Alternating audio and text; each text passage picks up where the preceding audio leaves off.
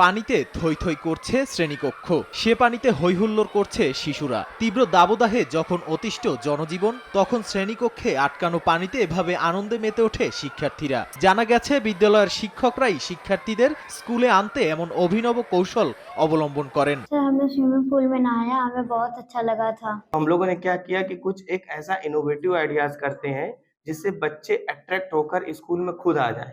तो हम लोगों ने किया कि गर्मी पड़ रही है, काफ़ी जो है टेम्परेचर हाई हो रहा था, तो हम लोगों ने क्लास 4th में ही स्विमिंग पूल बनाया। এমন কৌশল বেছে নেয়ার পর বিদ্যালয়ে উপস্থিতি বেড়েছে বহুগুণে। এ কারণে শিক্ষকরা স্কুল কর্তৃপক্ষকে শিক্ষার্থীদের জন্য একটি স্থায়ী সুইমিং পুল বানিয়ে দেওয়ার জন্য আর্জি জানিয়েছেন। এরই মধ্যে তীব্র গরমের কারণে ভারতের অন্ধ্র, বিহার, পশ্চিমবঙ্গ এবং ওড়িশায় রেড অ্যালার্ট জারি করেছে আবহাওয়া বিভাগ। আগামী 2-3 দিন এই রাজ্যগুলোতে তাপমাত্রা আরও বাড়ার পূর্বাভাস দেওয়া হয়েছে।